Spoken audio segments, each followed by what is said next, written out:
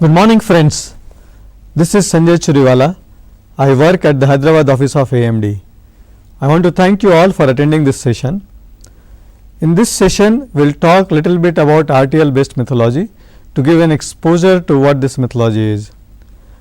I will not, my conversation here is in my personal capacity. We will not talk about our products, AMD products, or the methodology that AMD follows. Nothing specific about AMD technologies.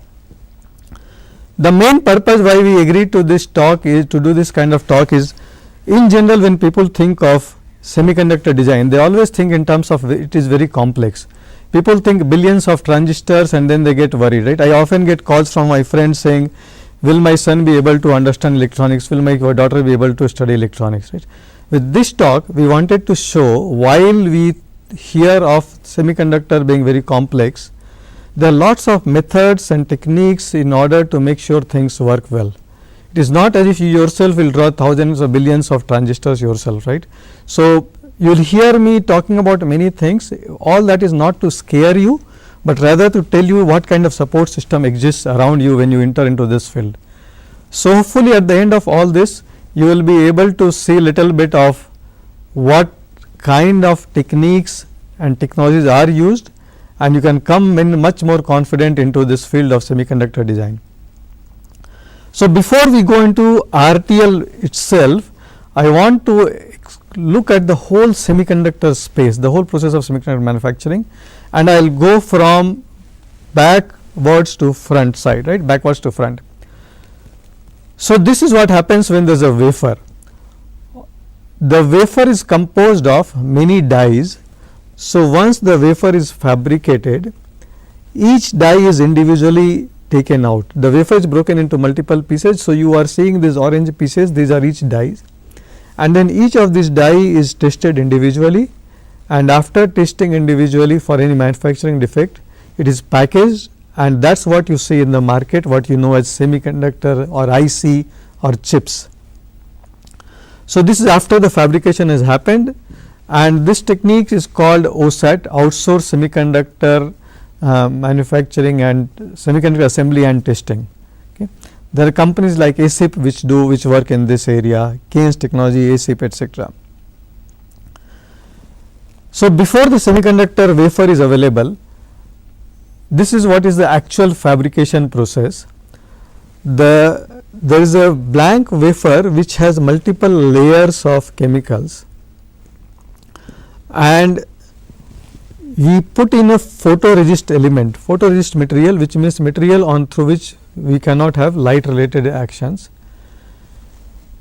Through concentrated rays, we remove photoresist elements from some area, which is what you see the red portion on the figure, that is where the photoresist element has been removed.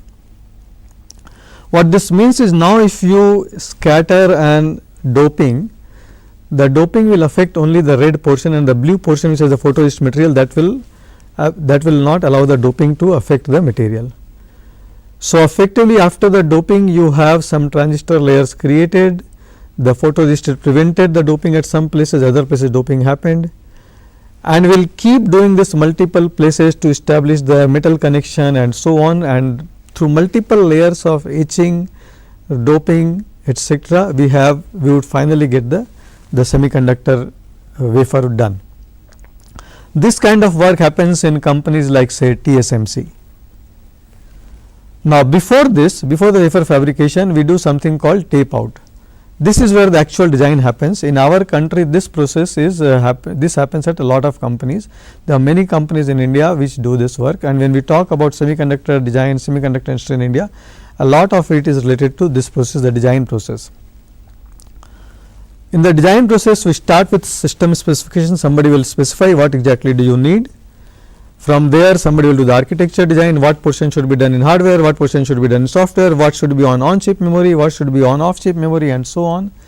And then we will do the basic logic design, verify the logic design. At this stage, there will be iterative process to verify correct, and so on. And then we go to physical design and physical verification, and then it goes to chip fabrication, which was the previous slide that we saw. In very broad term, the physical design and physical verification, this process is also called back end, and the basic logic design and logic verification is also called front end. In very broad terms, that is what happens. Now, what we have shown is a very simplified diagram of this whole thing, but in reality each of this step is very involved. And today for the next around 70-80 minutes we will talk mostly about the two blocks here, the basic logic design and the logic verification. Okay. And once again, don't get too alarmed when you hear various things and so many steps involved. All this is mostly to show that there is enough support system, tools, etc. Nobody is doing billion transistors by hand, right. So, when you hear people talking about so many transistors, you should not get too worried that whether this field is for you or not. Now, my presentation is mostly an engineering presentation. What this means is typically black and white, not too much colorful, which usually comes from various marketing slides, etc. And I have also copied several images from internet. Wherever I have copied those images from internet, I have mentioned this to give due credit to the fact that those are not my slides. So, let us now come to the basic logic design. So, today's technology, most of the basic logic design is done in RTL design. Okay. RTL stands for register transfer level. Now, RTL design is distinct from switch level modeling or gate level modeling or behavioral modeling. Switch level modeling, switch is often used in semiconductor circuits to mean transistors also. So, switch level modeling means you can specify something in terms of transistor. When you talk about an inverter, you could write an PMOS and an NMOS and connect them together, and that becomes inverter. So, that is the switch level modeling. Gate level modeling is when you write something in terms of the AND gate, the OR gate, the flip flop, D flip flop, and the XOR gate, and so on, right. And the behavioral modeling is still higher level of abstraction, where you talk everything in a very high level of algorithm, almost like a same level as say C. So, RTL design falls somewhere in between. It is between gate level modeling and behavioral modeling. Now, all of these, the switch level, the gate level, and the behavioral and the RTL, okay, they can be simulated. You can apply vectors and see for what kind of vectors what will be the circuit's response. And all of these are legal HDL. HDL stands for hardware description language. Typically, Verilog and VHDL are two popular languages. I would often talk about Verilog here in the context of this presentation, but you could just easily replace Verilog by VHDL. So, all of this switch level, gate level, RTL, behavioral, all these are legal Verilog, legal HDL, and can be simulated. However, RTL is special among these four because behavioral models, while you can simulate, you cannot synthesize, and we will talk a little bit later as to what does synthesis mean. And the switch level or the gate level, they do not have very high degree of abstraction, they are much lower level designs. You might as well do handcrafting of the circuit. So, there is no extra advantage of RTL design methodology. So, this is why the RTL based methodology is much more popular in the current design techniques, current world of design techniques.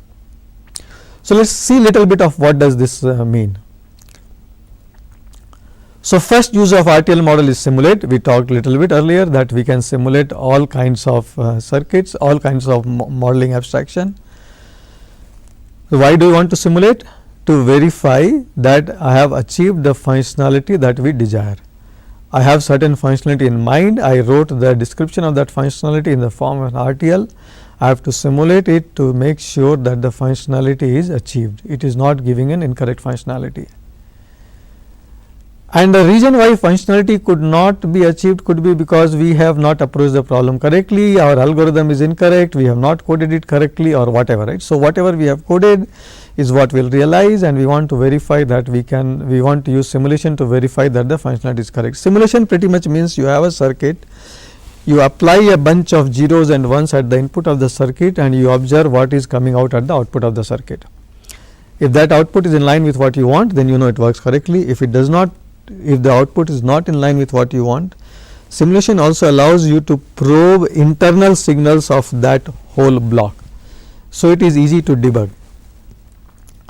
So, simulation is one major usage, and since RTL description is, and you will see, we will see an example how RTL description we can code much faster, which means we can validate our circuits much earlier or our algorithms much earlier. Also debug is easier because like I said that the simulation allows us to probe signals inside a block and module also, something that may not be very easy on hardware. The other major usage of RTL model is synthesis. What synthesis means is you have an RTL description, you take it through a tool called synthesis tool, and at the output you get a gate level realization. Okay. So, for example, you could say count is equal to count plus 1, okay, which is a counter, and at this when you send this to a synthesis tool, at the output you will get the D flip flop, the JK flip flop, the logic which is required to realize the counter, things that you would have usually done through your K-map kind of circuit, K-map kind of design. The idea behind synthesis, once you have written the RTL and verified the functionality, the mapping of that functionality into digital logic can be done by the tools instead of somebody else spending energy, instead of a designer spending energy. So, fundamentally this is what we are talking about. We write the RTL in a Verilog or VHDL, both of which are called HDL languages, and we write a test bench. Test bench is the one which is applying vectors at the input. Vectors means zeros and 1. For example, if you have written an RTL for a counter, so your vectors could just be repeated clocks. Okay. And simulation is the process where the tool simulator is used, where we read the design, the RTL design and the vectors, and simulator tool will tell us what will be the corresponding outputs. This process is iterative because the simulation tool tells that the results are not what we want, then we might want to go back, debug and fix our RTL and again simulate and so on. At some stage we will be happy that our RTL is correct. This RTL realizes the functionality that we are interested in. Now, when somebody is writing an RTL, they can also make mistake just like anything else. Any design mechanism, anything that you think of, a designer could potentially make mistakes. These mistakes could be he wrote something incorrectly. The mistakes could also be that they missed by taking care of something. Now, also understand, right, when we looked initially at the diagram, logic design is the first stage of the design process. After logic design, there will be physical design and so on. So, it is possible that if we do something at the RTL stage, at the logic design stage, there could be implication at the back end stage of the design process. And if there is a new user, not a very experienced designer, they may not be able to think of all possible implications. If I am doing something, what is the implication at the second stage or third stage or fifth stage or seventh stage kind of thing, right. It is very example to if you are creating a building, if you are constructing a building, you do something at the foundation stage and its impact will be felt on the 8th floor also, right. So, if it is not a good architect, they may not know the mistakes that they are making at the foundation stage till they reach the 8th floor. So, similarly in the RTL, somebody could make mistakes because of lack of knowledge of domain knowledge of the expertise. And there are some examples, for example, you want to write a shift register. In shift register, the value moves from one register to the next register to the next register to the next register and so on. But if we make a mistake in RTL coding, the shift register could get implemented as an feed through. What that means is at one clock edge, the value moves from not one register to just the second register, but it goes through multiple registers and goes there. Okay.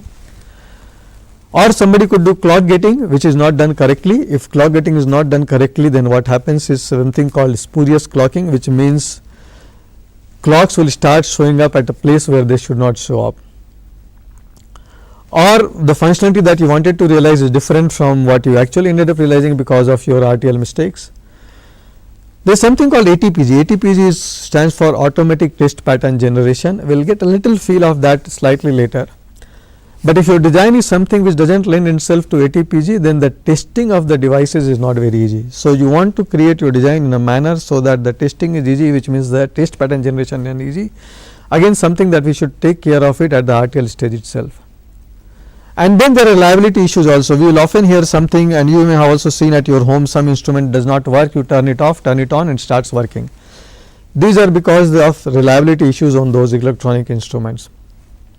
Clock domain crossing is one of the reasons which causes asynchronous clock domain crossing is one of the reasons which causes reliability problems. So again, these are kind of things that one has to take care of at RTL stage, and if they don't take care of it at RTL stage, then the effect could be felt much later. For example, the last one, the reliability issues, the effect will be felt when you take your device, run the device on the hardware multiple times. Sometimes you will see reliability issues showing up once in 600 times and so on.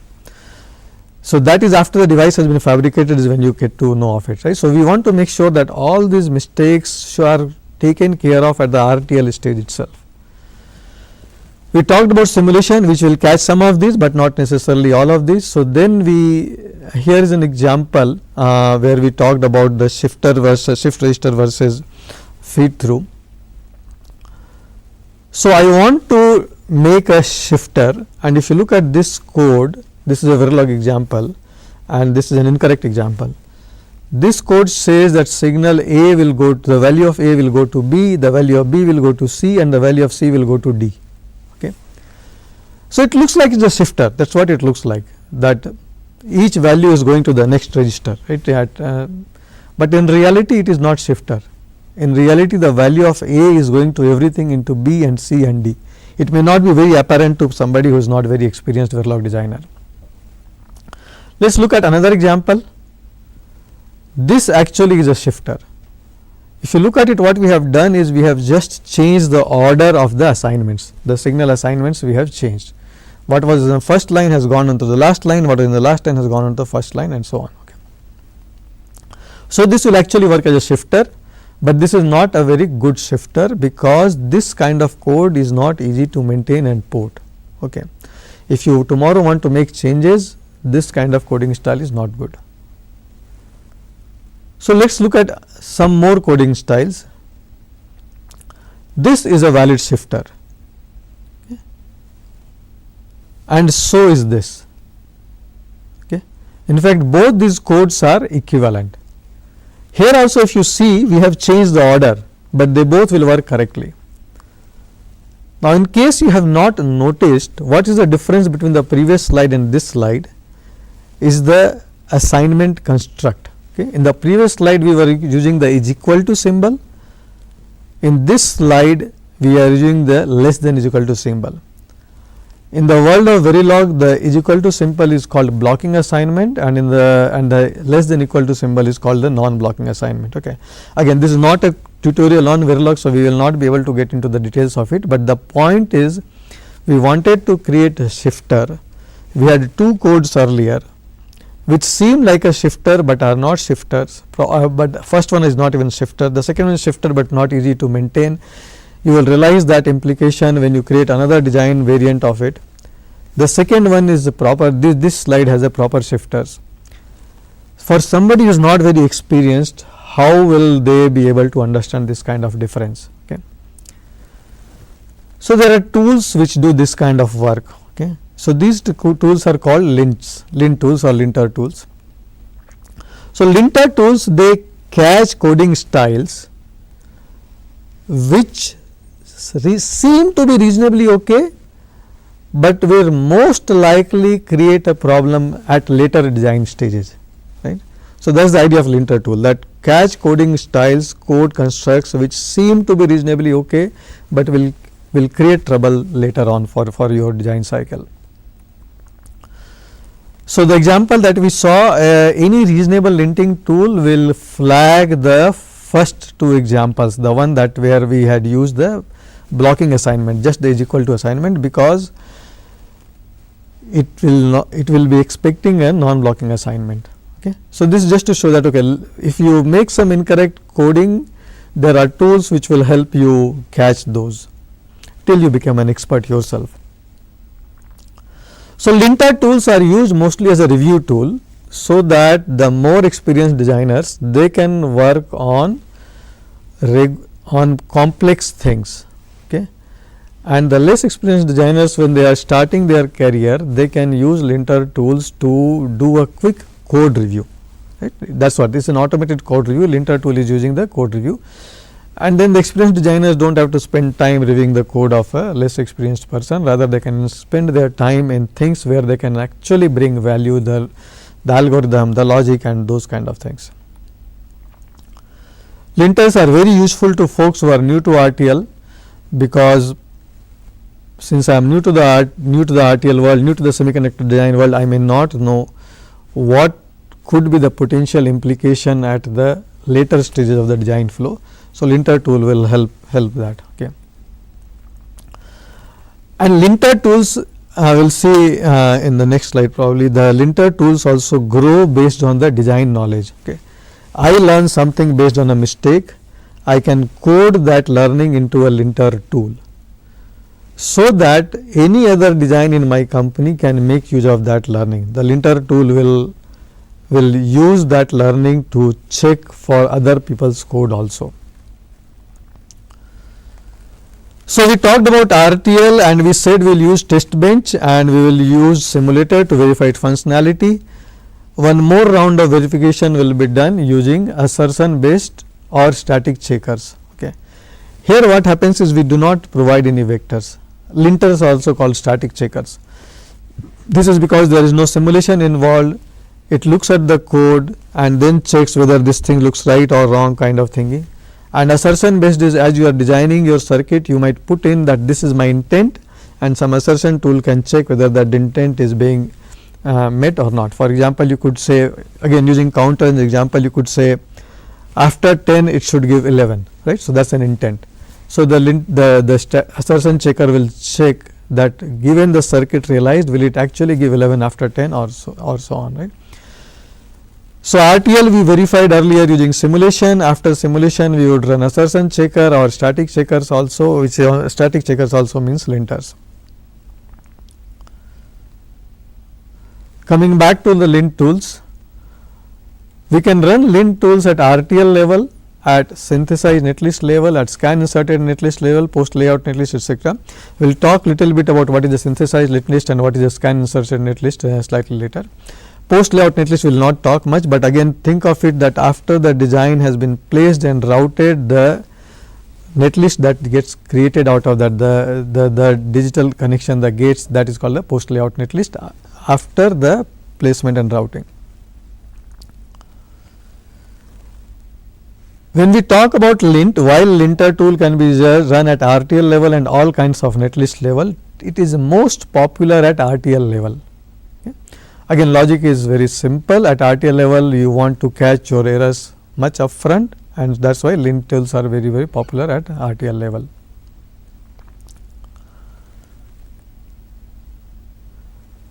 So, lint is a very generic word, and like I was saying, it includes the knowledge base keeps on building.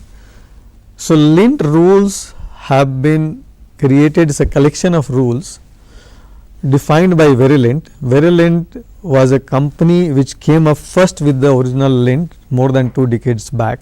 So, they defined certain coding rules and coding guidelines, and that is what got converted into tool based checking called lints. Then there is a book published called Reuse Methodology Manual. Again, it talked about multiple coding guidelines which said that if you follow these coding guidelines, it will be easy for people, for the designs to be maintained, to be reused. You created one block, I can use this block into another block. So, that book Reuse Methodology Manual, all the coding guidelines from that Reuse Methodology Manual came into as lint.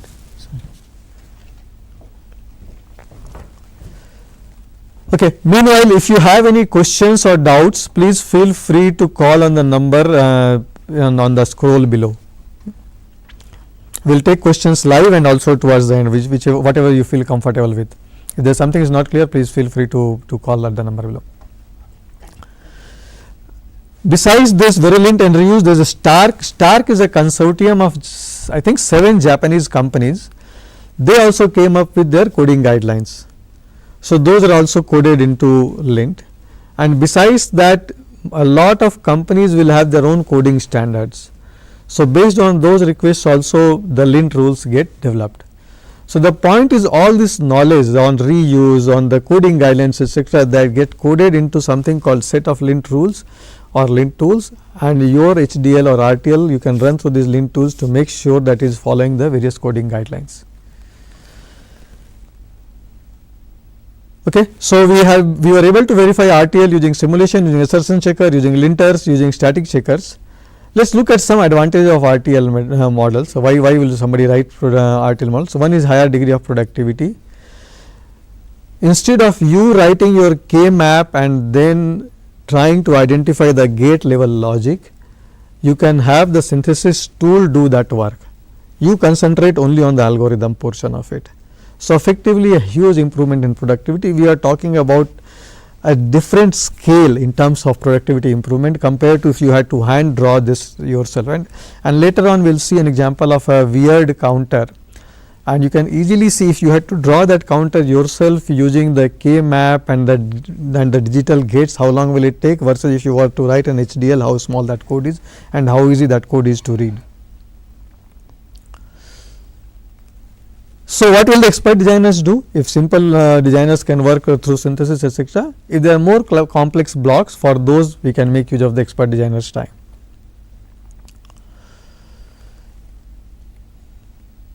Maintenance, RTL models are easy to maintain. When you read an RTL model, it will seem almost like an English language.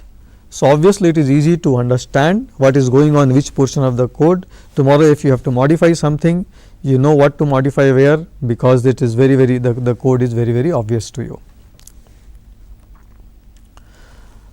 Also, the way the RTL model is written is because it is a bit abstract, you can get a bird's eye view of the whole thing together. You do not have to get into the details of whether this should be an AND gate and OR gate kind of thing. You can get a bird's eye view immediately. And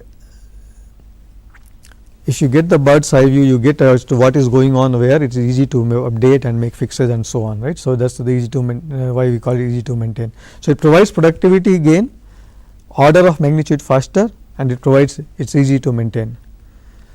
So, let us look at something, right. Let us think of a counter which counts in this sequence. It starts with 3, goes to 6, goes to 5, 4, 2, 7, 3 and so on. Let us just assume that we are talking about this counter. Now, for any of you who is familiar with digital logic, try to implement this counter in through digital gates. You will be writing multiple K maps, and then you will be identifying the optimized Boolean equations, and then you will be writing the gates corresponding to those Boolean equations. But if I am writing in HDL, the corresponding code is very simple. It is looking at count and then case of count based on the value of count. If 3, change the value to 6. If 6, change the value to 5. If 5, change the value to 4. If 4, change the value to 2. If 2, change the value to 7. If 7, change the value to 2. Okay. First, there are two things which are interesting here. One, the code is so simple. Second, the code is so obvious. The requirement was from 7 it should have gone to 3, while it is so clearly visible that from 7 it is going to 2, right. You can immediately spot the error, that from 7 it is not going to 3, it is going to 2, right. Imagine you had a digital gate based circuit, would you have been able to imagine that what will be the next state of the counter? It is not very easy to imagine that, it is almost impossible to imagine that. So, while writing the code, if I made a mistake, okay, it is so obvious that this code is erroneous, and default is so that it starts again with 3, right. So, it took a few minutes to write, that is all it will take to write. And more importantly, the code is so obvious, you can spot any mistake very quickly. Functionality is so easy to understand. Now, imagine somebody comes and says, no, this is not how we want to do it. Okay. From 4 it should have gone to 1, and then from 1 it should have gone to 2. Now, if you had a digital gate based design, you have to redo your entire K map. Over here it is very simple, make that change just in this code and you will be all set. You do not have to once again write your K map, design your K map and so on. So, if you want to make a minor change in the sequence in this circuit, in the sequence of this counter, you can implement that much more easily compared to a digital design. So, this is at least one very major advantage of RTL based design, that you can write the code very fast and then use a synthesis tool to realize the gate level netlist. The code is easy to understand, the code is easy to modify. If you are making a minor change to the desired logic, the code is very easy to modify also. We talked multiple times about synthesis. Let us understand what is synthesis. Okay. So, synthesis is a tool where you give the RTL code, okay, and it will give you the gate level netlist. We will talk about few other boxes, right. So, that is a fundamental idea behind the synthesis. Synthesis tool, you feed in an RTL code, be it Verilog or VHDL, and it will give you a gate level netlist. When you talk about gate level netlist, this means the design in terms of digital logic. This design now after synthesis has the flip flops, the AND gate, the OR gate, the MUX, the XOR and so on. Then we talk about constraints. Constraints is another input to synthesis. Constraint tells what are my requirements for the realized gate level netlist. Okay. Think of your car remote. Your car remote, it is not necessary that it has to respond in nanoseconds. Even few milliseconds is good enough. But the battery for the car remote should last longer. Okay. On the other hand, think of a processor system. There you want the performance to be very high, so that it operates in the range of gigahertz. While for power, you can plug it into the power outlet. So, depending on your requirement, you will tell the synthesis tool what kind of realization it should do. Should it do a realization, a digital circuit which is much faster? Should it do a circuit which is not necessarily very fast, but does not consume so much power, or it has area constraints, right. So, we usually call it PPA, power performance area. So, constraints provides those requirements, that what is important for me and how important is that for me. And ASIC library is, if you are writing a netlist in terms of say AND gate, OR gate, what is that name of that AND gate in the corresponding supplier's system, right. What are the characteristics of those AND gate, how fast it is, how much power does it take, how many variants of AND gate does it have. So, that is ASIC library. So, you put your design, you put your requirements through constraints in terms of power, performance and area. You tell it that okay, if I am going to implement this design, it should be implemented in say LSI logics library or say in NEC's library or so on, right. So, that is the ASIC library, and at the output you will get a gate level netlist, a digital circuit which we a lot of us are much more used to in your school and your classes. When you see the schematic diagram, that is the gate level design, that is what will be the output. I also mentioned here about there is something called naming. So, you wrote your RTL, and in the RTL you had all these variables. When synthesis tool generates a netlist, it should retain the naming from your RTL onto the netlist also. Okay. Whatever objects existed in the RTL, it should try to keep similar names in the gate level netlist. And we will see slightly later why naming is important, but naming is an important consideration, not just the circuit realization, but you also want to make sure that the naming allows some kind of correlation, that this object in the netlist, what was this in the RTL, where did this object come from.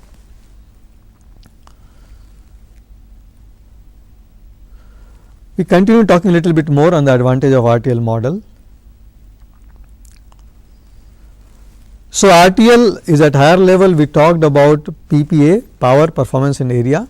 So, when you want to make those trade off, it is easier to make those changes at a higher level of abstraction, either through constraints or through RTL design, and the impact is also much bigger. Once you have the netlist, after that even if you are making some change, the impact can only be very minor. Okay. Again, think back using a house construction as example. If you have a vacant plot, you can make much more changes to your design idea at that stage. But if you have already put the foundation and the walls and the right, after that you can make only minor alterations.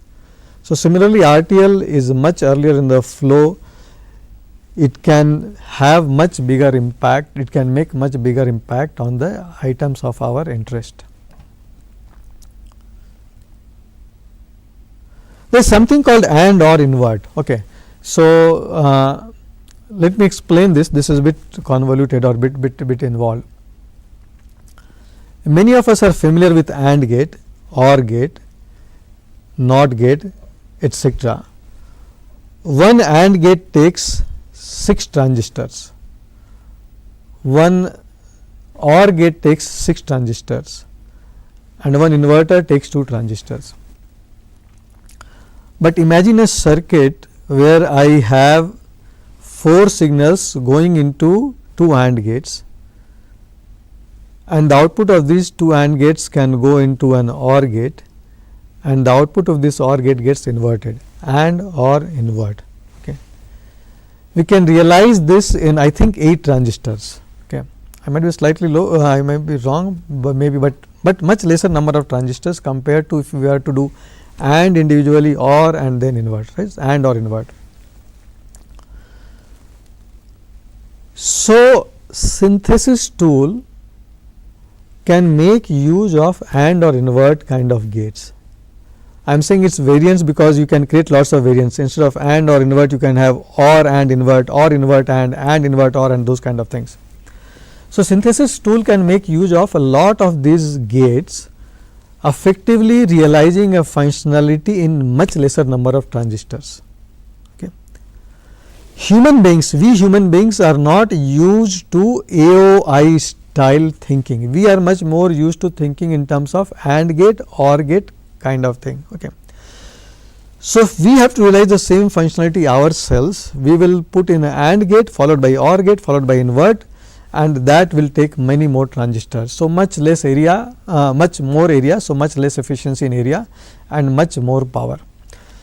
So, synthesis tools, commercial synthesis tools, they will make use of AOI very effectively in order to realize a much smaller circuit with lesser delay and better power profile, versus human mind, which will not be able to do that. In fact, you can try thinking, if you have to realize any digital logic, think of realizing in terms of AND or invert. It is not easy to think of it. It is much easier for us to think in terms of AND gate separately, OR gate separately, inverter separately, or you could do NAND and OR. That is also okay to realize with some practice.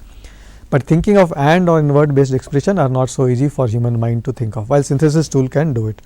So, effectively if you write RTL and go through synthesis tool, we can get designs faster also, and also the circuit is much more efficient.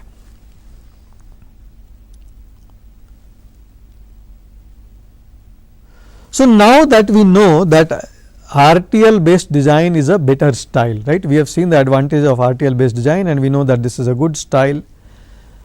What if I already have a design which is done in schematic form?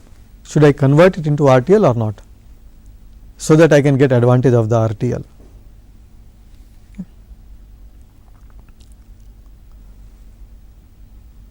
So, fresh design is very obvious. Fresh design, you should always go with RTL based style if possible, HDL based style, RTL based style. But if the design already exists, schematic based design already exists, should I make an effort to convert into RTL? Okay. Answer is yes, if the design is supposed to live for longer time. Okay.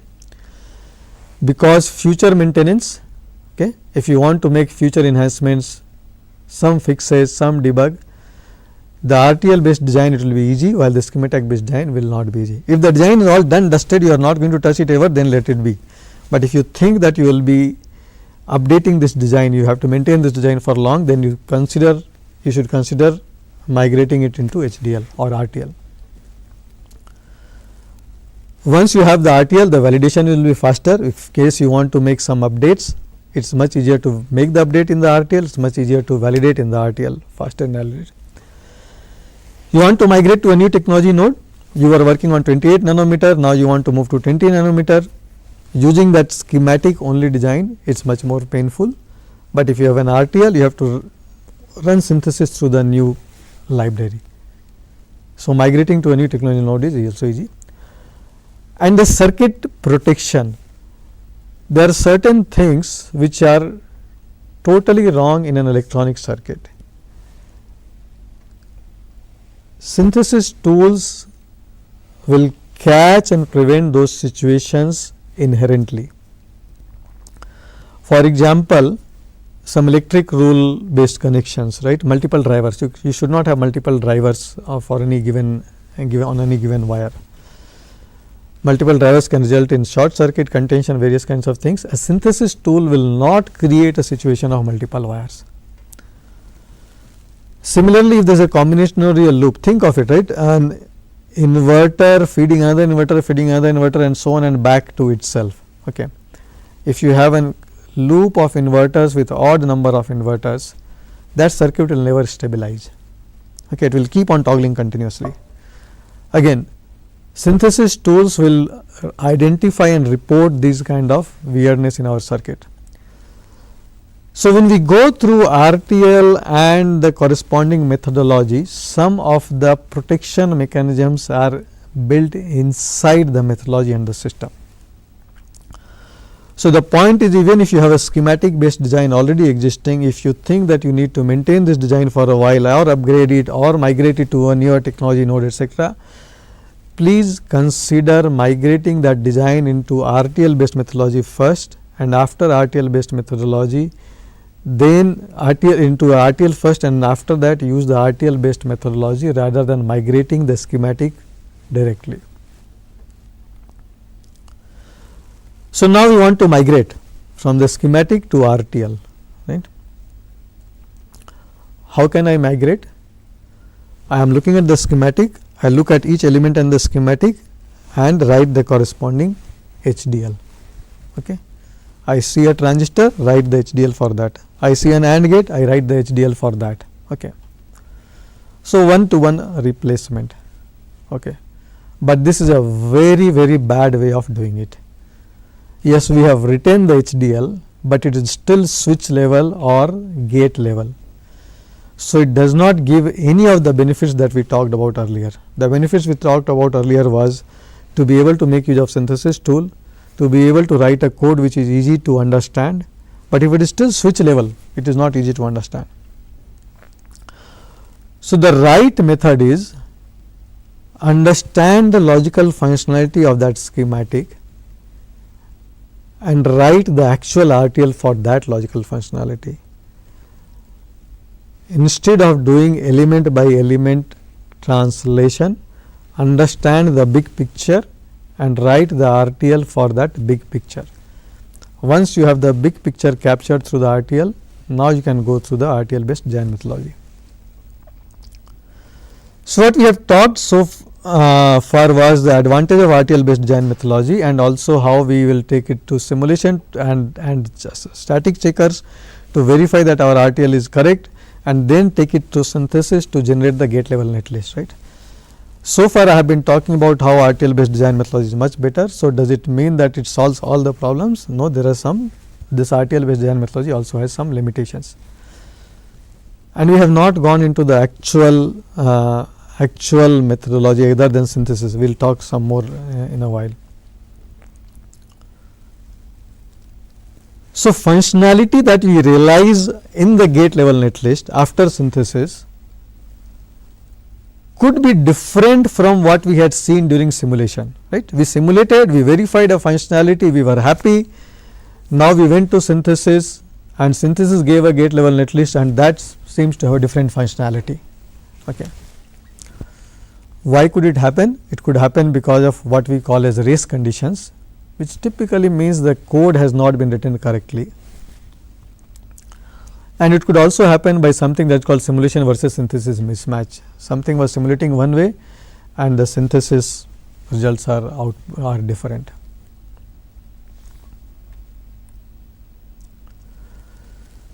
These problems can happen, this kind of problem can happen because the code was not written correctly.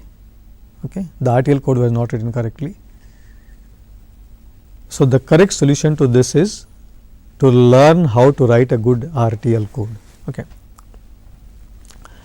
The problem is not in the methodology, the problem is making sure that we have the right skills to write a good RTL code. It is not a problem with the RTL methodology, because if instead of RTL I was doing something else, let us say I was doing gate level design, I could make mistakes there also. Right? So, it is not that RTL methodology has the problem. The person who is writing the RTL, that person should write the code correctly. But what if the person makes a mistake, right? Mistakes can always happen. So, after synthesis we had gotten that gate level netlist. This gate level netlist will take it through simulation once again, to make sure that this gate level netlist is providing the same output that I desired. We had simulated the RTL. For this RTL simulation we had used a test bench which was applying the vectors. We can use the same test bench here for this simulation, because the inputs and the values to the inputs can be the same, and ASIC library to tell that when it is seeing an AND gate, what does that AND gate mean, right. So, the gate level netlist that we obtained from synthesis, we will run it through simulation once again, and we will reuse the test bench. So, that the same set of vectors are going to this netlist also, and we can verify that the output for this netlist is correct, in line with what we had checked at the RTL stage. When we are doing this simulation, we want to verify the functionality, that is what we call as functional simulation. We can also use the simulation to do something that is called full timing gate level simulation, FTGS, full timing gate level simulation. What this means is, when you are doing the simulation, do not look only at the functionality, but also look at the delay through each gate, so that we can see what will be the timing of the entire circuit, whether the CPU can operate at the frequency that it is supposed to operate on, whether the counter can operate at the clock frequency that we want it to operate on. Right? So, when we are doing simulation, we did simulation at RTL level, we did synthesis, now we are doing synthesis at gate level, first to check functional correctness, and then also to do full timing gate level simulation to check that the timing is also met properly. Lately,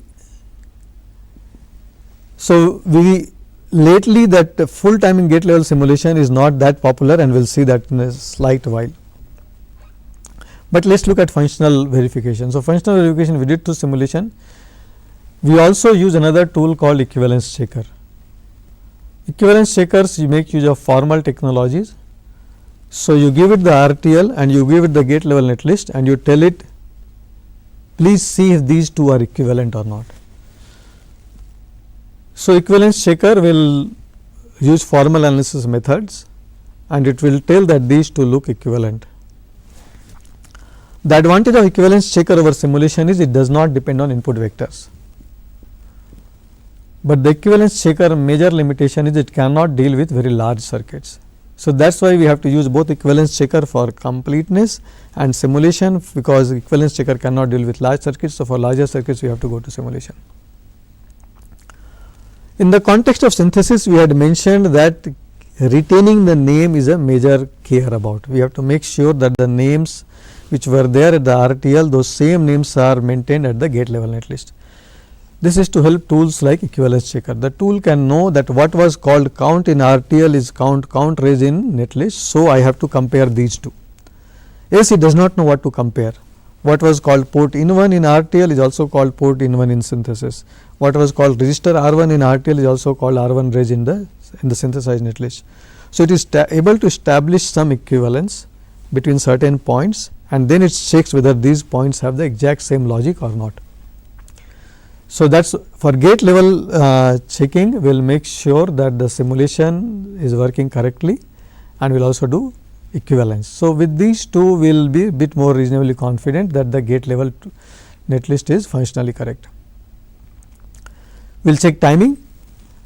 Timing checked through a tool called STA, static timing analysis tool, STA, static timing analysis tool. It is given the gate level netlist. It is given an SDC file. SDC stands for synopsis design constraints, one of the most popular design constraints format, and the ASIC library. ASIC library contains the delay and the characteristics of each cell. So, the 𝗧 tool checks that given the design, given the delay through each element of the circuit, what is the delay for the whole path. From the constraints it check what was the requirement, and then it can tell you whether those requirements will be met or not. If the requirements are met, that means 𝗧 is clean. If the requirements are not met, that means the timing will not be met, and we need to revisit our design to see how to make it meet the timing. 𝗧 tool also generates a file called SDF, which is called standard delay format. Because 𝗧 tool can do a very accurate timing analysis, it will obtain the delay values and write it into SDF file. This SDF file is used in the simulation. In simulation, when you are doing full timing gate level simulation, you need the timing for each element, for each gate. That timing value will come from the SDF file. So, you do the 𝗧 to get the nice SDF file. From the SDF file, you can run the full timing gate level simulation. In general, 𝗧 tools are much more popular these days compared to full timing gate level simulation. Many companies have stopped using full timing gate level simulation, they resort more to 𝗧 tool. 𝗧 tool concepts started getting more popular since around mid 90s, and since then more and more people have much more confidence in the 𝗧 tools. By around late 90s, 𝗧 tools had become the de facto, the mainline design verification methodology. So, let us look at the little bit difference on 𝗧 versus timing simulation. So, most of you have read about setup and hold in your books, and the definition of setup and hold in your books is similar to what we have defined under the simulation category. Setup checks that the signal should not change just before the clock. For certain duration before the clock, setup, the signal should not change. That is the definition of setup as you have read in your book, and that is the definition that simulation uses. Hold definition is after the clock age, the signal should not change for a certain duration, for the duration of the hold. In 𝗧, the definition is slightly different. Okay. In 𝗧, setup means the signal should have reached before the setup time of the clock age. Okay. And this difference may not be so apparent to you when you read these slides, right, but we will explain this difference slightly later in the next slide. Similarly, hold, the 𝗧 definition is slightly different. Hold checks that the signal should not reach early enough to interfere with the previous signals. Okay. So, there is a fundamental difference in how the setup and hold is defined between simulation and 𝗧. The main reasons why 𝗧 is much more popular compared to simulation is 𝗧 is independent of vectors. You do not have to apply any vectors. It will look for all possible scenarios and come back with whether setup will be met, whether hold will be met, whether pulse width will be met, whether period will be met, and so on. It looks at all possible combinations of signals and comes with that 𝗧 pass fail. While simulation is dependent on vectors, you have to give the vectors to make sure the appropriate paths are exercised and so on. 𝗧 also considers on chip variation, while simulation does not model on chip variation. Now, what is on chip variation? On a chip, the delay through any element is dependent on many factors. Some of those factors are voltage for that element. You should think of an AND gate, right. The delay for an AND gate is dependent on many factors, but at least some of those factors are the voltage of that AND gate, the temperature of that AND gate. And when we were manufacturing that quality of that transistor, whether it was a strong transistor or a weak transistor, all these things affect the delay of that AND gate. Now, think of a chip. On a chip there will be AND gate here, there will be AND gate here, then will be AND gate here, and so on. Okay. Within the chip itself, just within the chip itself, there might be difference in temperature at various places. So STA can consider that this AND gate could be working at a higher temperature, while this AND gate could be working at a lower temperature. Okay. So the variation on the chip itself, right, that is something that STA can consider, while simulation cannot consider that. Simulation cannot consider that this AND gate was working at one temperature, while this AND gate is working at another temperature. Okay. So let's come back to this difference between setup and hold, difference in setup and hold between STA and simulation. It seems so strange that such a basic thing as setup and hold, right, that also has two different definitions, one for simulation, one for STA. So leave it here for a few seconds so that you can read these definitions, simulation definition and setup definition for for STA definition and simulation difference for definitions for setup and hold. Pay more attention to setup because we can use that as an example. Okay.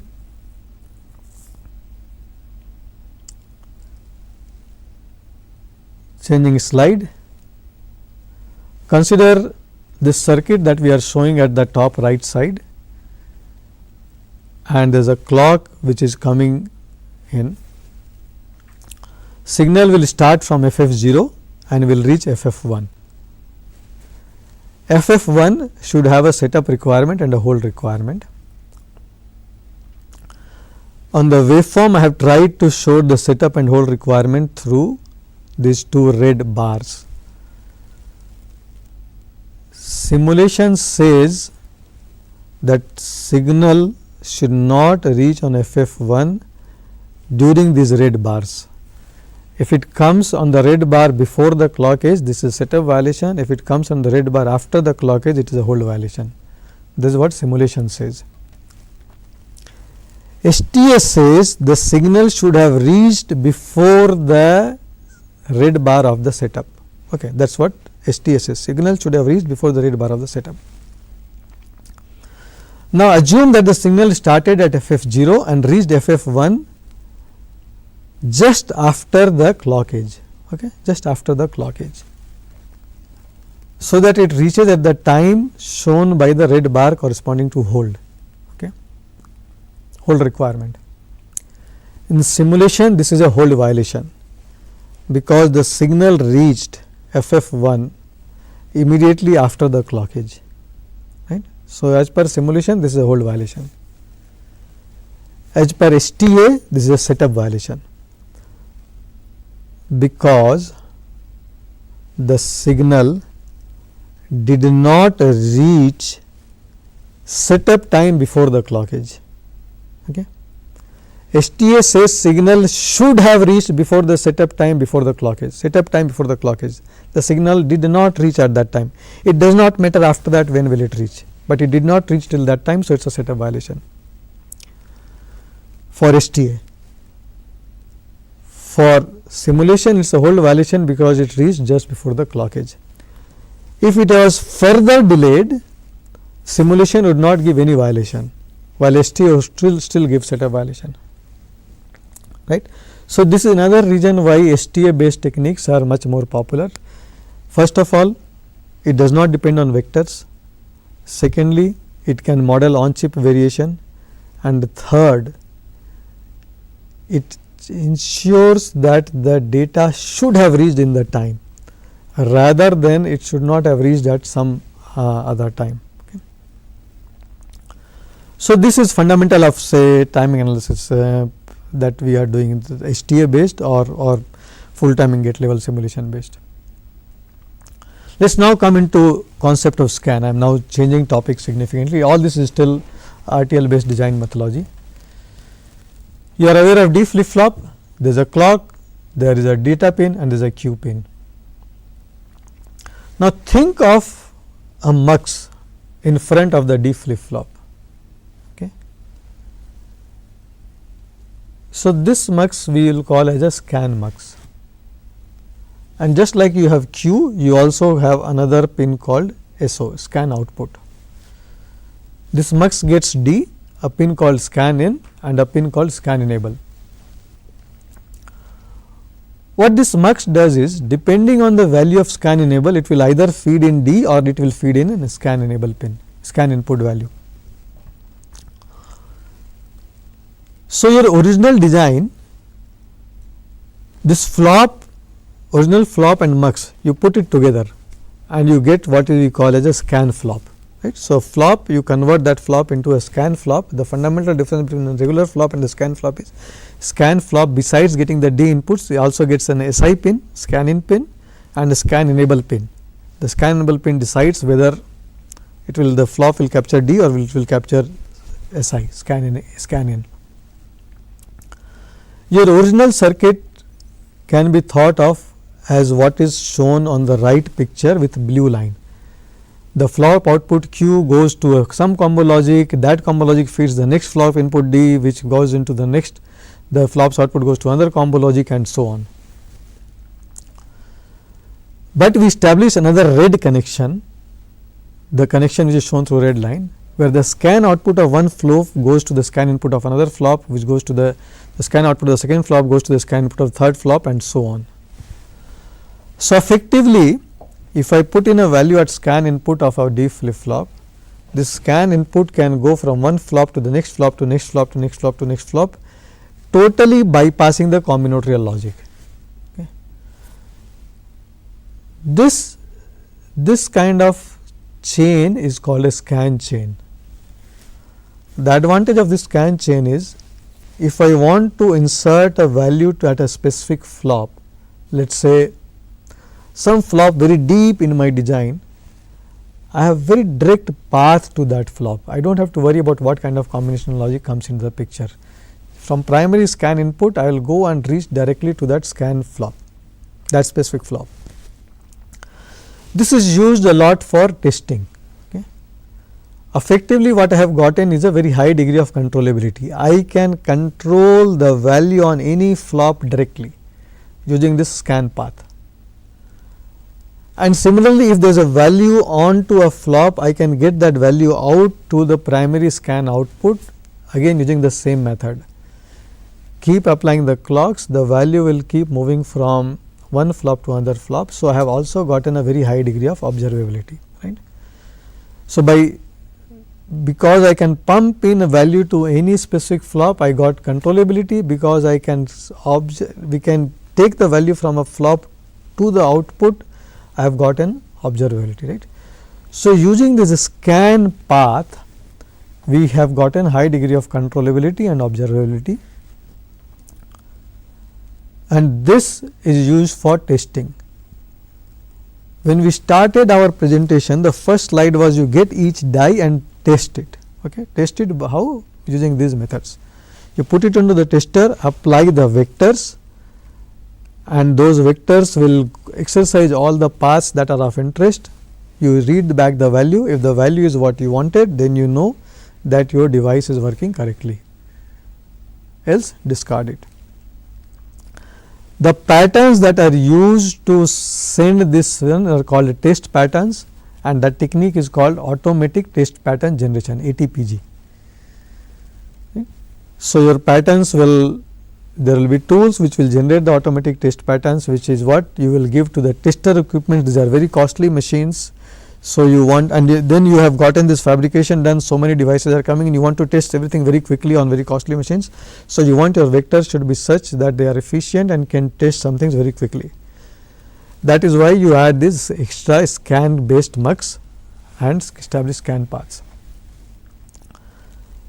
Now, you may have noticed this means an extra mux for each of the D flip flop, which means extra power consumed and more importantly extra area consumed. We are giving extra area or we are consuming extra area in order that we get high degree of testability. Since we had started with RTL based design methodology, we will continue to show. We had that gate level netlist which we had obtained from synthesis. From that gate level netlist, we will put it into a scan insertion tools which has the DFT scripts, and you will get a scan net list. So, your gate level net list had digital logic and D flip flops. Those D flip flops will be replaced by scan variant, which has scan input and scan enable, effectively a mux in front of the D flip flop, and additional connectivity which goes from scan output to scan in of the next flop and so on, and the full chain gets established, right. So, what you get is a scan net list. Again, there are tools involved for this, from gate level net list to scan for scan insertion using DFT scripts. So, this is what we were talking slightly earlier, that when we are writing the RTL, it should be written in a manner so that it lends itself, so that the design lends itself easy to ATPG and scan insertion. If I have not written my RTL correctly, even if it is functionally correct, but not easy for scan insertion, then my testing will become difficult, which means either more time on the tester equipments or defective chips going to the customers. So, I have to take care of this DFT aspects at the RTL stage itself. That is where tools like Lint etc. can help. Let us look at power also. Power is also a big aspect in CMOS circuits, in electronic circuits today. So, what I have done is I have done a CMOS power, a CMOS inverter. The transistor is the top is a PMOS and the transistor is the bottom is an NMOS. For those who recollect the basic electronics, PMOS transistor conducts value when the gate is at 0 and the NMOS transistor conducts value when the gate is at 1. So, think of a signal which is 0 at the input of the inverter. So, the PMOS transistor has turned on, supply is now going to charge this capacitor. This capacitor is modeling the load for the next circuit. Right. So, PMOS transistor got turned on, then the PMOS transistor got turned on, the capacitor got charged through VCC and the value at that output has become 1. Now, the input is changing, input is going gradually to 1. Right. In digital circuits we think of 0 and 1, but actually the signals change using a ramp, they do not change abruptly. So, the signal is going from 0 to 1. When the signal is going from 0 to 1, the PMOS transistor is turning off and the NMOS transistor is turning on. In between, for a small duration, both these transistors are slightly on, not fully on, not fully off, but slightly on. That means for that duration, the current will go from VCC to ground, because PMOS is also partially on and NMOS is also partially on. So, the current is going from VCC to ground. Now, the input signal has gone 1, complete 1. The PMOS transistor has turned off, the NMOS transistor is turned on. This capacitor is getting discharged to the NMOS transistor and the capacitor now becomes, this signal now becomes a 0, right. So, this is acting as inverters, right. When initially the signal, the input was 0, the output was high, capacitor was getting charged, finally the input became high, the capacitor got discharged and the output became 0, right. So, this is how the inverter works. But in between what happened, right? In between the capacitor got charged and discharged, right? This is called switching power. The capacitor got charged and again discharged. When the input was changing, for a very short duration, there was a direct path established from VCC to ground when both the transistors were on. So, current flew through that path and this is called instantaneous power or short circuit power. For a small duration, there is a short circuit between VCC to ground, only when the input was changing. So, this is called short circuit power or instantaneous power. Also, when we say a transistor is off, for example, the input is at high, the N transistor is on, capacitor has gotten discharged, the P transistor is off. So, even when we say the P transistor is off, actually there is a leakage current. So, due to that leakage current, the VCC will go through the P transistor, and after that N transistor is anyways on, right. So, the leakage current is also flowing, right. All these three factors are affecting the power consumption for a CMOS circuit. Okay. There is a switching power due to repeated charging and discharging of the capacitor. The switching power is affected by the value of V, because this energy stored on this capacitor will be half CV square, right. So, the value of V, the value of load capacitance, and the number of times the switching happens, right. So, that will affect the switching power.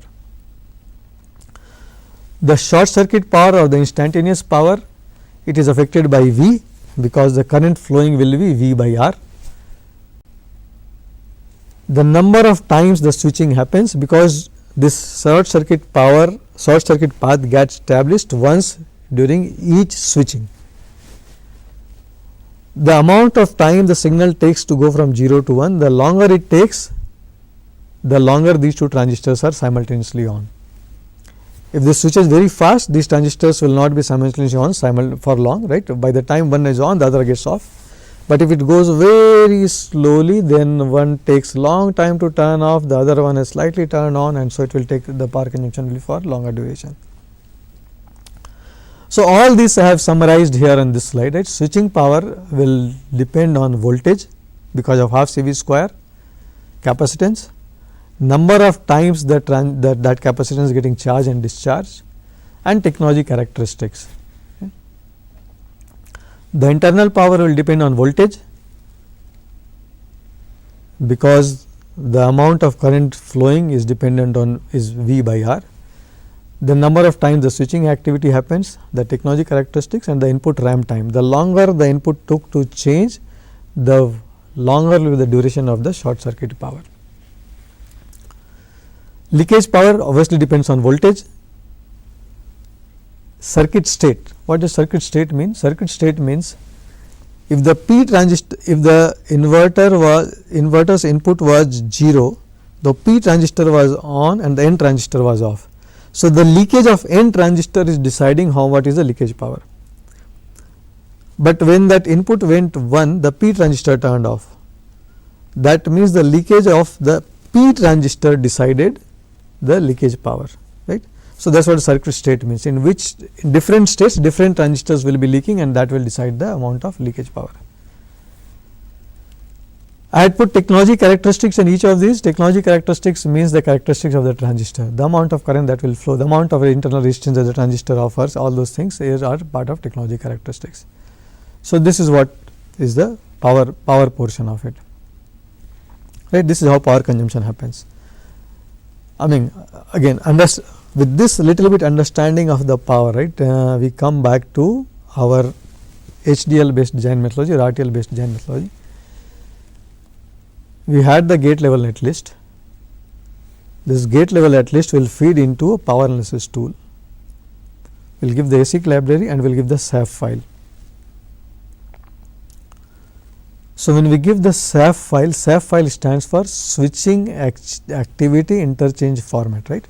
So, basically this file contains an information as to which design node changed how often, right, because it is very important. The number of changes decides the switching power as well as the internal power, okay, the short circuit power. So, it is very important to get the switching activity, that how many times did each node change. Now, the question is, how will we get that information? How many times did each node change? How will we get that information? Okay. So, that information comes from simulation. When we were running simulation, we were applying vectors. So, simulation can keep track of which node changed how many times and store that information in a file called SAF file. And this SAF file we can provide to the power analysis tool. It already knows the design because it has a gate level netlist. It knows the technology characteristics because it has the ASIC library, and it got the activity related information through the SAF file, right. So, again power analysis will happen much later, but if your RTL is written in a manner so that it does not consume so that it is not power efficient, right, we will get to know at this stage. It is much better to know it upfront and that is where the RTL design expertise and so on will come, right. Your RTL should be written properly. So, what we did was we wrote the RTL, we verified it in simulation, in through static checkers, through assertion based tools. Then we synthesized it. After synthesis, we did the functional verification using simulation, we did equivalence checker.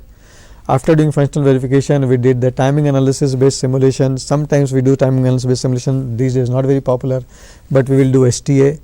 We did the STA, after that we did the DFT, the scan insertion, converted the flops onto scan flops, so that this design when implemented on the hardware will be easy to test, and that DFT based netlist will do power computation. So, looks like there is a question on phone, we will take that question. Hello? Hello, good morning sir. Good morning. My name is Meghna, I am calling from Warangal sir. Yes, Meghna. I have a doubt on power consumption, what you are telling on that sir. Yes, please My go. question is, what how to reduce the dynamic power consumption of a design sir?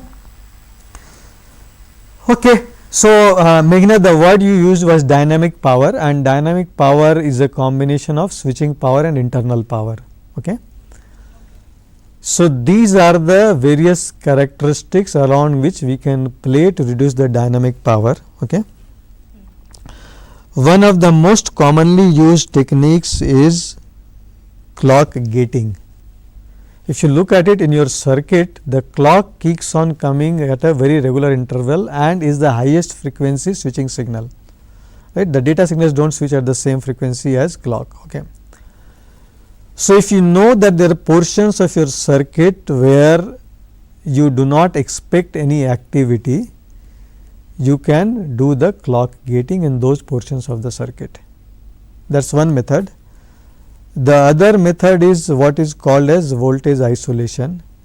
If you know there are portions of the circuit which are not going to be used at all, you can prevent the voltage supply from going over there, right. These are two very common methods, or what I should say is methods which provide large scale power saving for dynamic power. Okay.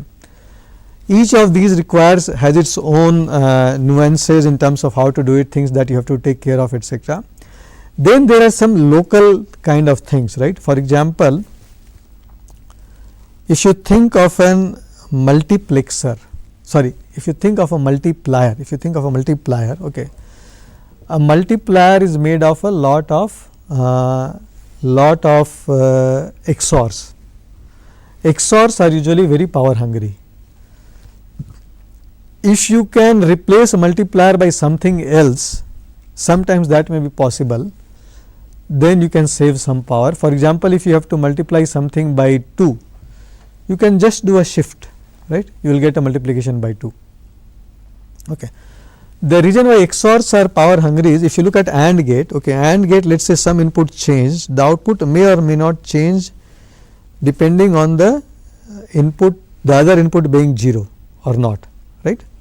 If you look at an OR gate, if an input changes, the output may or may not change depending on the other input being 1. Okay. But if you look at an XOR gate, any input that changes will always result in output change. Okay. So, XORs are power hungry. So, like I said, some of the smaller things you can do is see if you really need an XOR or can you do with something else. The multiplier getting replaced by shifter was one example, but the bigger hammers to use are clock gating and circuit isolation, which we also call as voltage island. Identify portions of the circuit which are not supposed to be active and turn off the power over there and bring it. If you look at your laptop, for example, right, when the laptop detects that there is no activity going on, your screen turns blank, right. So, those are the kind of activities it is doing to save power. Okay.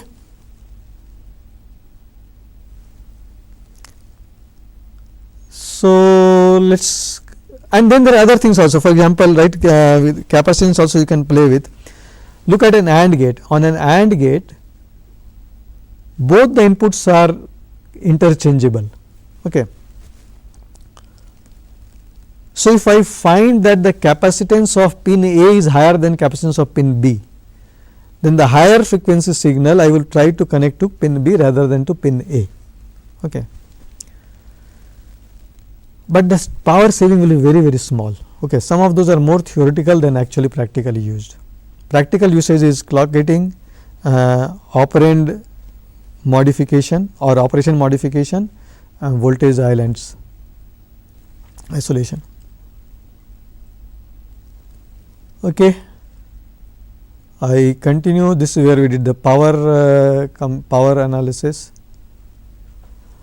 Okay, I had talked little bit earlier about limitations of RTL based design methodology. That time we talked about how somebody could make a mistake in writing the RTL code, and then we explained that the solution to that is that people should know how to write the right RTL code and write it correctly. They should use correct tools which can look forward and tell us problems which can happen further down the road, right. But let us talk about some other limitations of RTL based design methodology. Not everything can go through RTL based methodology. Okay. These are things which cannot be implemented using digital gates. Analog blocks, for example, right. Analog blocks cannot go through RTL based methodology. Memories. Many of the people think that memories you can implement using flops, but that is not correct. Memories are much more denser. If you try to implement using flops, you will get such huge memory, while actually they are very, very dense. So, memories are usually done through individual transistor level thing or using memory compiler. They do not go through digital logic circuits. Okay. If there are high performance data paths. Okay. So, looks like there is one more question. Let us take that question on phone. What are the important of to prepare a partition to track? Sorry, I do not think I could hear your question probably. Can you please repeat? Okay. What are the important topics to prepare in RTL design to crack an interview? Okay. So, if you want to crack an interview, okay, learn at least some HDL, okay, be it Verilog or be it VHDL, okay, and also when you learn, just reading the books won't help. Okay. Learn the language and practice using some tool. You can use a synthesis tool or a simulator tool or any of those design analysis tools. Okay. Most of the design analysis tools will be reading Verilog or VHDL. What happens is, a lot of students, they think that when they read a book, they can come prepared by reading the book and they can manage the interview. That does not happen, because most of us interviewers, we do not ask questions based on what should work. Okay. We ask questions based on what should not work. Okay. Only if you have tried and practiced, you would have seen something that does not work and you will be able to tell what does not work. Okay. So, read any book on Verilog or VHDL, okay, and practice the examples there and try to play a little bit with modifications of the examples to check what you have understood works correctly or not. You will see errors, absolutely fine, try to debug those errors and so on. See, do not think of cracking the interview, okay, think of learning that topic, then you will crack the interview anyways. Okay. Have some basic knowledge of digital logic, that will help. Okay. So, I am coming back to this slide now. Analog blocks, memories, these cannot be realized, these are not realized on digital logic. So, RTL based methodology does not work for these kind of designs. If there are very high performance data paths, theoretically we can do it through digital logic and hence through RTL, but typically these are done through custom layout, because these are very high performance. So, typically these are done through custom layout. People who are very, very experts in these high performance data paths, they will do a custom layout design, each individual transistor being handcrafted and so on.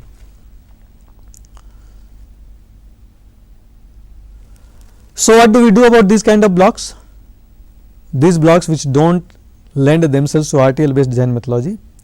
So, for simulation, we can still write, say, behavioral model or switch level model, etc. And for circuit realization, it has to be handcrafted. We cannot use synthesis. RTL we had used for simulation and for circuit realization, but these kind of blocks we will write behavioral models or switch level model or whatever, and realization we will do through handcrafting. Now, the next question is, if finally I have to realize my circuit through handcrafting, why do I even need the RTL for this block? Okay. What is the use of an RTL? If memory I am going to do handcrafting, I am not going to use synthesis. Why should I write the memory model for? Why should I write the HDL for memory? Right? Why should I even write the Verilog code for memory?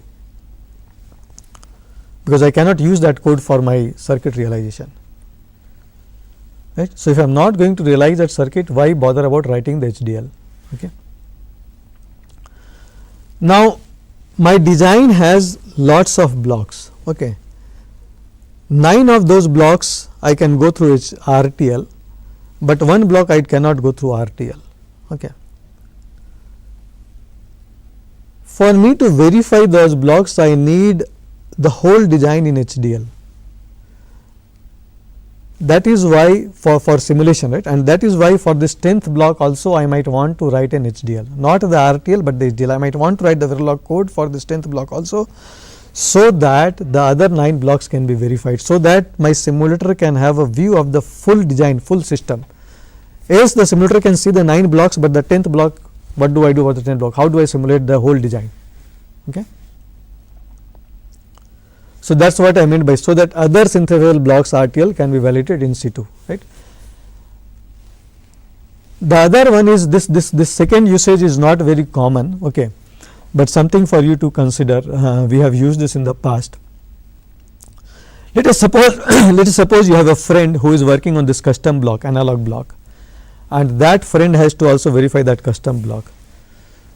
For verifying of that custom block, that friend is running SPICE simulation or EPIC simulation, whatever, right, and they have to give lots of zeros and ones. Think of an 𝗧-𝗦𝗔𝗧 model. Those who are familiar with 𝗧-𝗦𝗧 model, these are 2 wire models. There is a clock and there is a data line. On the data line, you send everything on the data line, the start of the protocol, the command, the address, the data. Okay. And we have seen 𝗧-𝗦𝗧 designers counting 0 0 0 0 1 0 0. Oh, this is read. Okay, address 0 1 1 0. Okay, this is this address, and right. It is so painful. You imagine, right, doing all this counting yourself, right? So painful.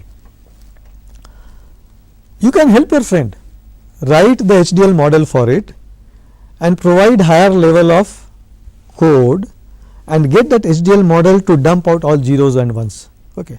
So, for example, you could tell in memory, write the value such that each address gets the same data as its address value, right. It is very easy to explain that, and tell that Verilog model to dump out the values in zeros and ones, which is something that your memory model designer friend can make use of. So, you can get some friendship with him, right, tomorrow it can be useful.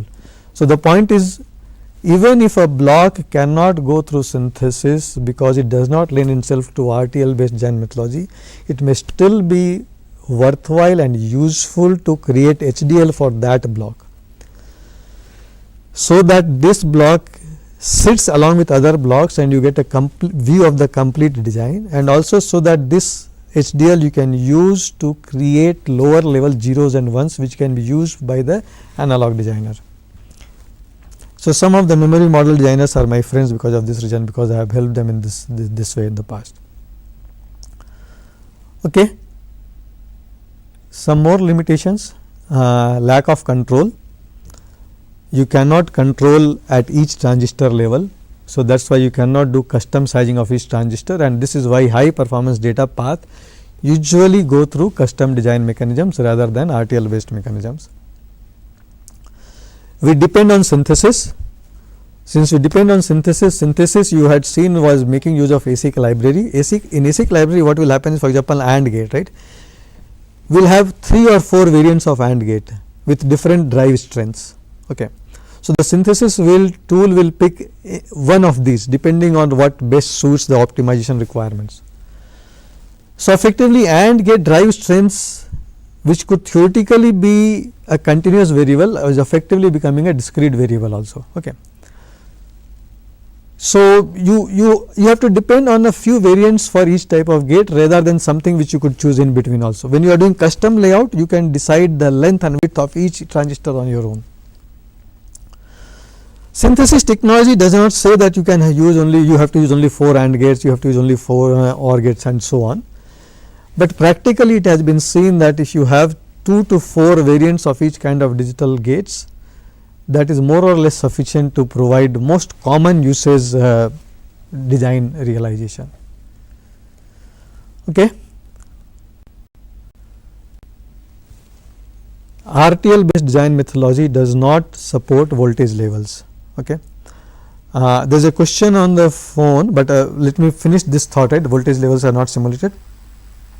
There was a question earlier from Meghna, and we talked about you can use voltage islands, etc. Right, but if you want to simulate voltage islands in RTL based methodology, that possibility does not exist because there is no explicit voltage signal.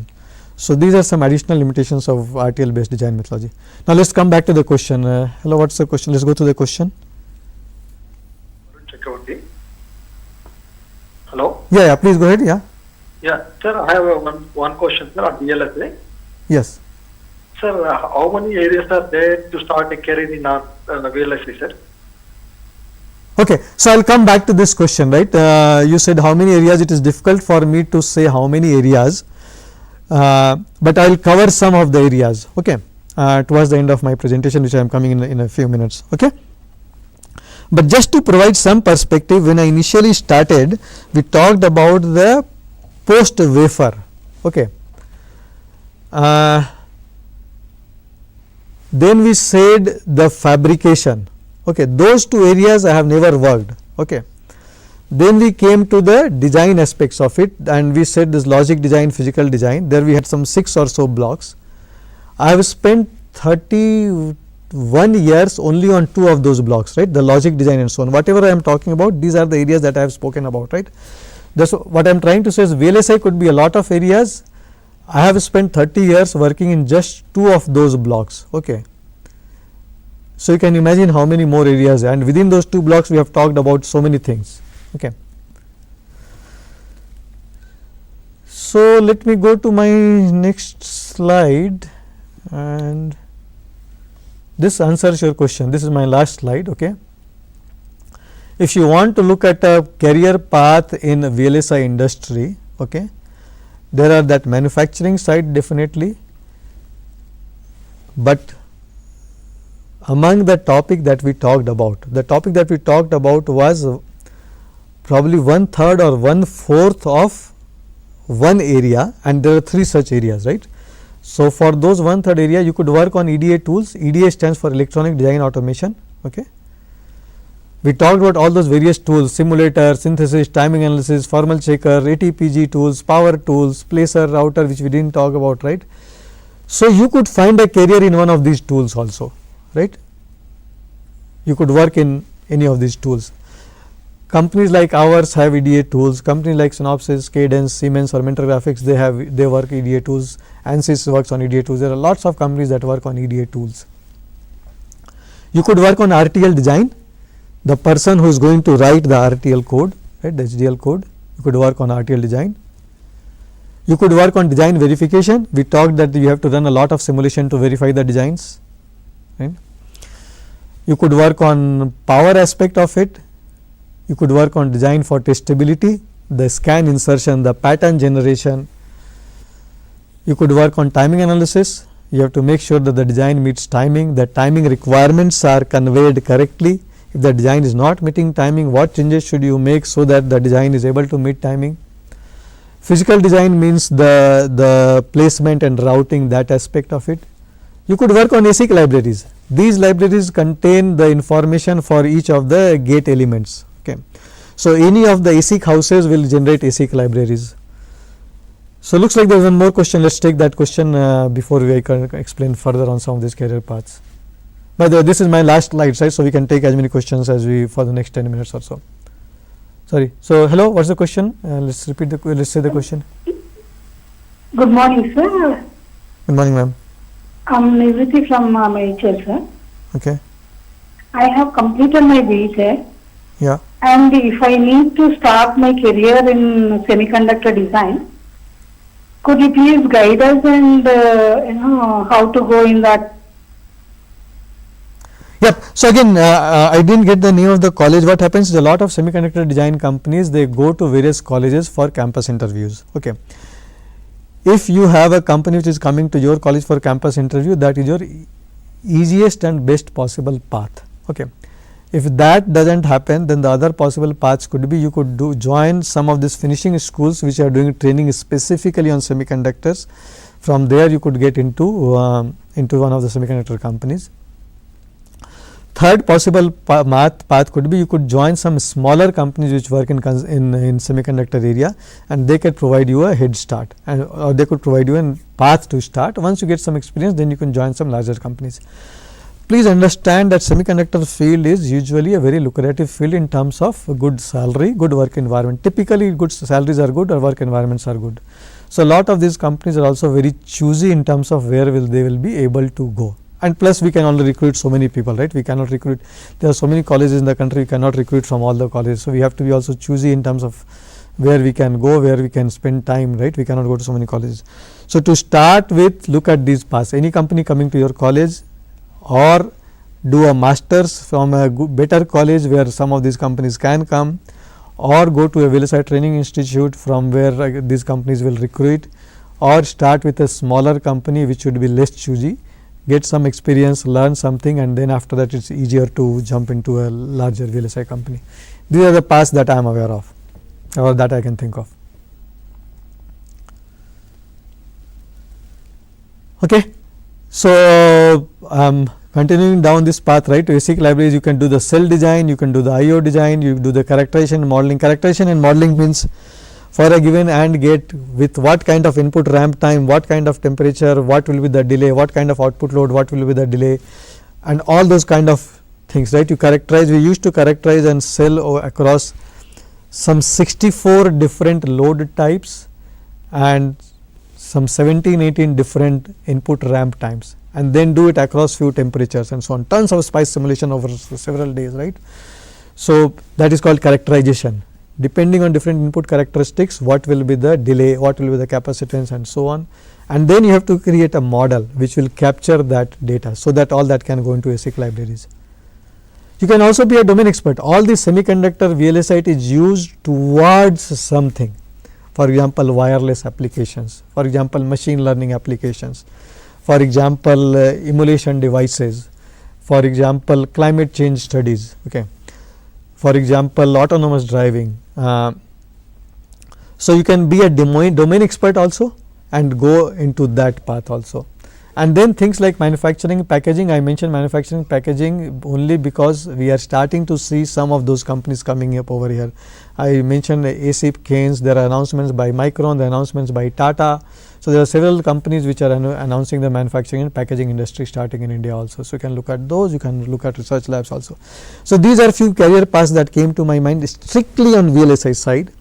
Then you have related fields, for example embedded, which itself is a huge area which interacts very closely with VLSI, right. I think with this I come to the end of my prepared presentation. If there are some additional questions, we can take few more additional questions for few minutes, and then we will close, right. Okay. So, thanks a lot for your time. We will see you again during the next session. It will be done by another colleague of mine. Thank you very much for your time.